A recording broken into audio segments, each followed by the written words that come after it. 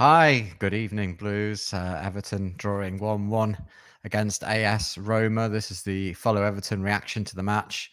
Well, what can you say? Pre-season, it is what it is. You can never get that excited about it, but obviously this last match had some significance in the fact that it was the last Goodison pre-season friendly match. So kind of one, you've wiped the tear off your eyes or away from your eyes. If you were kind of watching paint dry in the first half, you probably would have had a bit more of excitement. But the second, certainly, it all came to life. And I think I'm going to be unpicking some of the match here. The Blues obviously going into a big game against Brighton next week when the season starts. But yeah, if you have been to the game, you're just coming out of Goodison. Let me know what it was like. What was the atmosphere like? How did you feel it went with the new signings? What do you think of the lineup and of the way that the Blues are shaping up? Hello to everyone who has joined us. Hello, David. Hello, DG. Hello, Rod. Hello, everyone. Everton, obviously, are not going to take a win into the first game of the season. But at least they have not been beaten, and we can say that there was some good support for a preseason game. There's a decent crowd in for today, of course, and a few other bits and pieces. Obviously, we've got the season starting, so there's really a lot to get through in terms of the next week and the lead up to that. And of course, we'll be live straight after the match. Now, we'll start by just kind of having a quick kind of thoughts around the Everton lineup. I mean, the way that the Blues shaped up was pretty much that I'm going to pull it up here. That they were kind of setting up as if, I would say, as if we're going to be playing next week, really, as close to possible. Coleman, who played, did come off quite early on in the game. I haven't been able to find out whether that was precautionary or it was always his intention to just play a little bit of that game.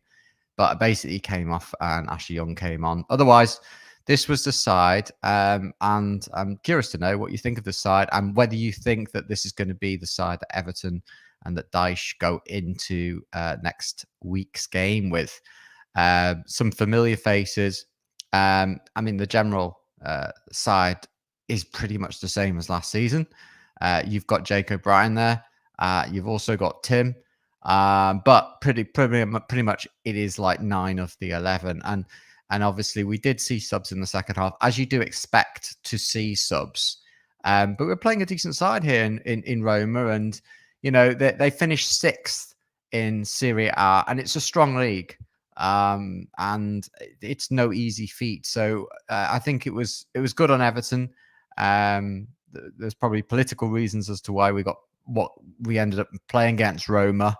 Possibly to do with investments and clubs and things. But anyway, it all panned out, and they moved the match to 5 o'clock, I believe, on Roma's request.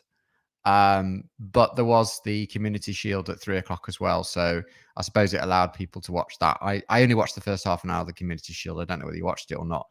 It was pretty boring, to be honest with you. Anyway, on to the match. And Everton, you know, as you expect in these preseason games, that it's very, very hard to have the same energy that you would have for a Premier League match. And pretty much very little happened. Everton really struggled to get a shot in on target in the first half. And that meant that, the crowd obviously were kind of a little bit bored, a little bit subdued. And it's very hard to get behind the Blues when, you know, things aren't really working our way. And there's also not an awful lot to play for, I suppose. And in the end, what happened was it was towards the end of the half, around 39 minutes. Pellegrini, he scored. It was a good timed run that was put through and a lovely finish from him inside the Gladys Street. But really, the first half, it just didn't have that much to report. And it was a bit dire at times. And obviously, when halftime came, you thought, well, maybe the Blues will come out and make some substitutions. And perhaps that would give them the energy. But, you know, at the end of the day, this is a preseason game, and a lot of the time they're trying to make sure that they don't get injured for the first game of the season. Because of course, if we got injured or got any injuries, then it would be disastrous, really. Especially with the squad looking definitely stronger for me than last season's squad when we were starting the season. If you just joined us, I'm Stevie. I'm your host, and we're kind of going through the Everton Roma game. It was a preseason today at Goodison, 5 o'clock kickoff. It's just finished, actually. You might still be coming out of Goodison. You might be watching this a bit later on, and if you are, I hope you're having a good evening. Go and put your feet up and watch the end of the Athletics. Don't watch me. I've actually just been out in Paris. It was really good fun. I saw trampolining and the velodrome, and I also saw the 100-meter final. But there weren't any big sprints from Everton strikers as we move back onto the second half. And, the standout moment is around 60, 61 minutes. Calvert-Lewin cuts inside. It's a really, really well taken goal. And he tucks it in the bottom corner. His touch, it was exquisite. And he just kind of cut inside, and it was beautiful. And, if you can do that week in out, then we should give him any deal that he wants, in my opinion. But I think that the way things are looking, as it's still very much like he's not signing a contract and he's on the last year of his contract. But he started today. Yes, Beto came on it later on in the game, but that was a really, really well taken goal. And clearly the confidence that he had to take that. He's obviously been doing pretty well in training. Hello to everyone who's just joined us. Obviously, I do want your comments. I'll put a few of them up. Hi, Richo. Hi, Gary. A few of our regulars from previous seasons. And of course, don't forget to like, subscribe, tell your mates, the postman, the cat's mother, and all of that. And we'll welcome you into every single stream we do. If you don't know much about Follow Everton, basically we started off a very long time ago, and we got things really rolling during lockdown when myself and two brothers, Ryan, David, were pretty bored, and we started to do a lot more streams, and we had very, very few people watching us, and now we have around 3,000 subscribers. Obviously, today was the last Goodison preseason match. It is traditional that we do that. We seem to just have these kind of meaningless friendlies. We don't seem to go out and do anything in the US like these are the Premier League clubs. Well, we've done it a few times, but not with big opposition, not with Premier League opposition. But we tend to reserve the best match till the last one, a week away from the season start. And that was the case today. So I want to talk about Ndiaye. He comes on second half. If you don't know much about the guy, basically, he's kind of like an attacking midfielder. Very exciting, 24 years old. He's going to basically bring that kind of energy. Another Senegal international, but he's actually born in France. He's adding to the kind of strength that we've got in midfield, but he's a different dynamic. And we saw that with his exquisite touch. It was really a piece of individual skill. Not long after he came on, obviously this is his first match at Goodison Park, and it's in the Gladys Street half, and he just has a lovely little turn and gets a shot away. And if it'd gone in, I think we would be seeing it time and time again. But it was a nice glimpse to see somebody with a bit of attacking prowess, and clearly he's got good skill as well. So I really look forward to seeing him as part of the Blues lineup this season. Second half substitute, but he came on for Decore. He was kind of in a sort of attacking midfield position, and obviously Decore saving some legs maybe for next week, but we don't know. We don't know what the manager's plans are. You have to assume that he's going to start with Decore in that position. But I'd be interested to know what you think of his performance. Peter, hi Peter, good to see you. Peter says he's quite a good penetrating runner to his credit and could defend really well, not shy of a battle. Spot on, Peter. It's really good to see that variety, I think, in the midfield, because we've had some good battling players, but not necessarily had the skill or the panache that you want.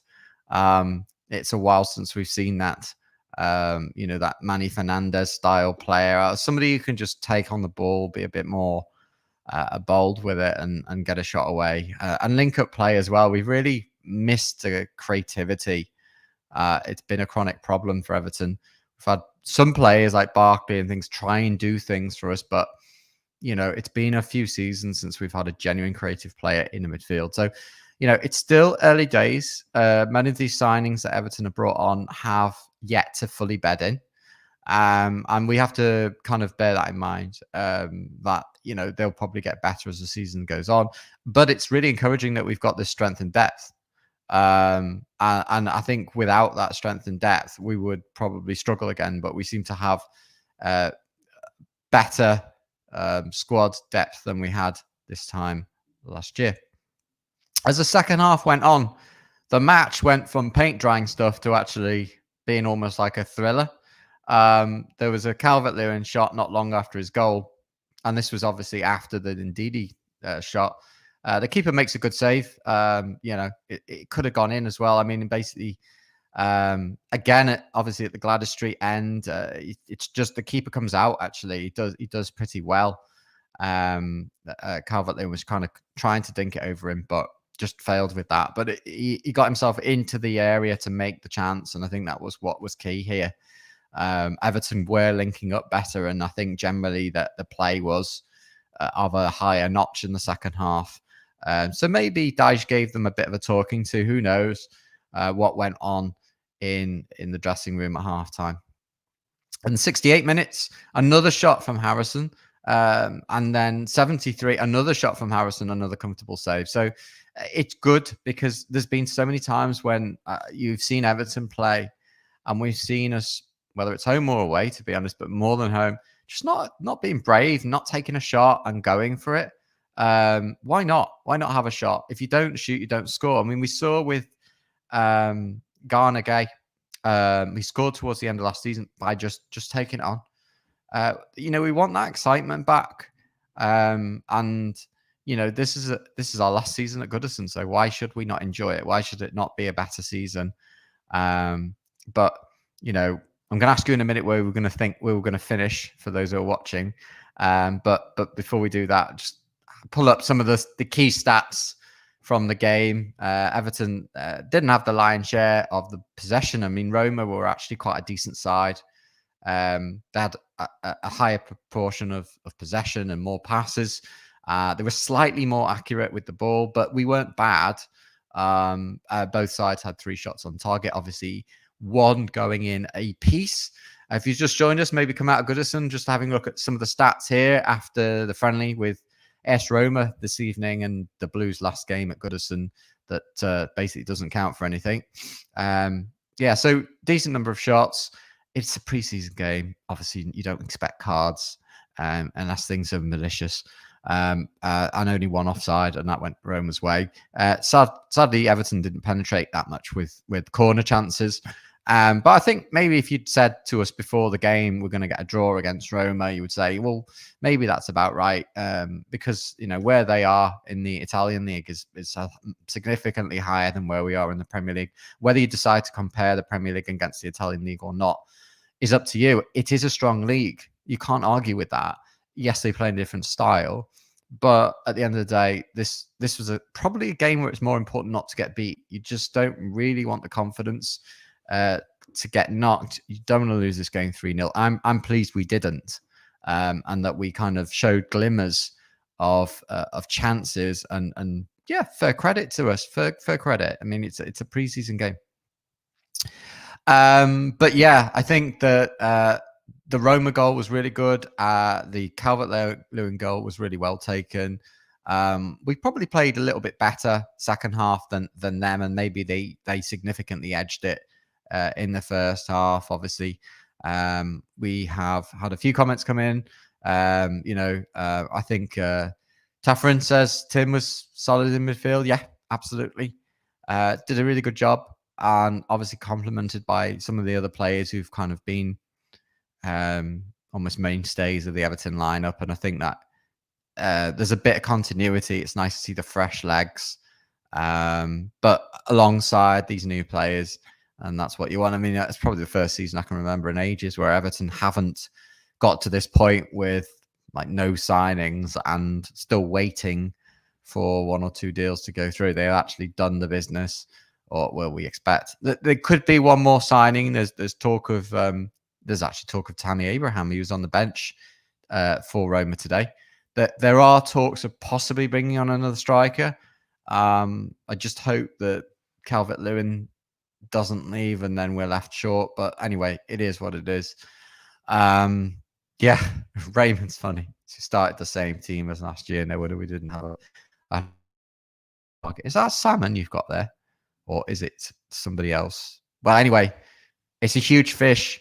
And yeah, be interesting to know who you think Everton's big season signing catch was.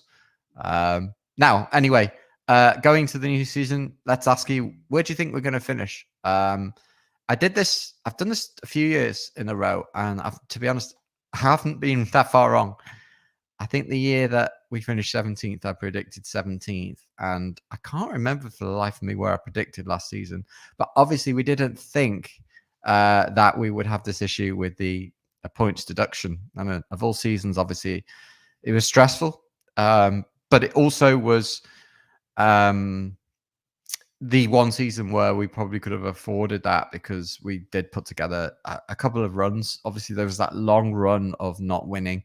I just don't want to go through that again. It's like 14 games or something. It was just terrible. Where do I think Everton are going to finish the season? I think on today's performance and the way that pre-season's gone, there's not much you can really go, yes, we're definitely going to be doing something. But I think we should be aiming for something like 12th. I know that you're probably not going to like that, but isn't that a massive improvement on something like 15th or 17th? I mean, you could say anything other than a relegation scrap's good. I think we should be looking on a little bit further now than that, maybe 2 or 3 places. And if you take away the points deduction, actually Everton wouldn't be far off that. So I do think that that's where we'll finish. I'd love us to finish in the top half, but I'm going to be realistic and say that I think you just need to build up, and you can't be expecting us to finish 8th or 9th from where we've been in the last 3 years. It's been very much a rebuilding job. And I think Dyche has done a fairly good job. So, yeah, feel free to let me know in the comments if you think Everton will finish higher or lower than my prediction of 12th. And we'll see where we go as Everton head into the Bramley-Moore Dock era. Obviously, that new stadium is really coming together nicely, and there's a lot of buzz around the club at the moment. The season obviously finishes at Goodison, and then we go straight into Bramley-Moore Dock from next season. So there isn't that kind of uncertainty of whether we're going to be going in, which I think is probably the right thing. But it does look like pretty much they are ready, and or there or thereabouts, seats in and everything. It looks absolutely spectacular. And I've driven up near the ground, but obviously we've not been inside. If you have it, I'd love to hear from you and find out a little bit more about what it's like to be in there. But obviously from the photos, from everything we've seen, the videos, the helicopter views, panoramic, and all of that stuff, it absolutely looks amazing. Not a single obstructed view in the house. So we've got all of that to look forward to. And the new season, of course, starts next Saturday. Everton playing, unless I'm very much mistaken here, 3:00 kickoffs for 3 weeks in a row on Saturdays. I think I'll need to check this, but definitely Brighton's 3:00. I think Spurs is 3:00 as well. So no TV for us. There are big games around as well. Obviously, the Premier League has a full calendar. It starts on Friday, actually. Man U play Fulham at home, from my memory. So Rod says he thinks we'll finish around 10th. A bit of luck higher. Well, that's, we all want us to finish as high as possible. But remember, my job is to kind of set lower expectations than kind of exceed them.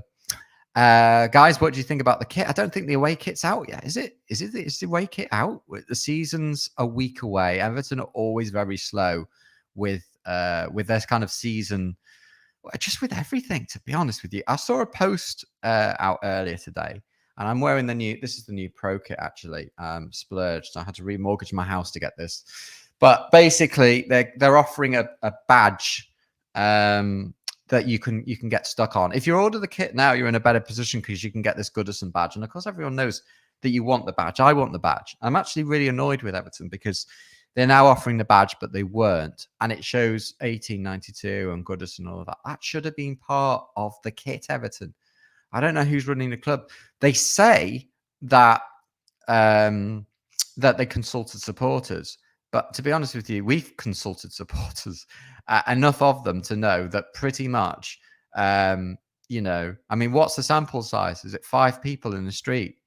I just don't know. But yeah, basically, this badge is available. It should have been part of the kit. They probably should have done a bit more on the Goodison with the kit.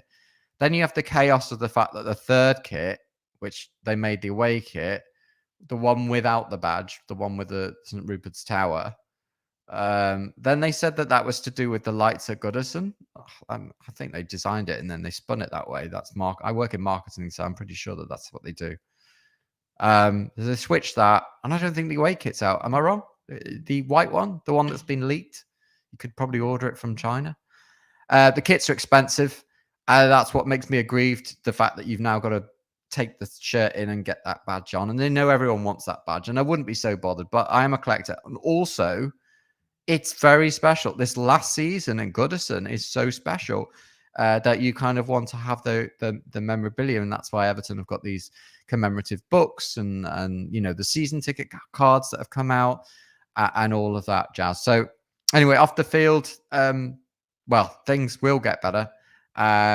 You know, but we've not always been that great at getting the shirts out quite quickly. And you see other clubs get their shirts out really quick in the summer holidays, and we seem to drag our heels a lot.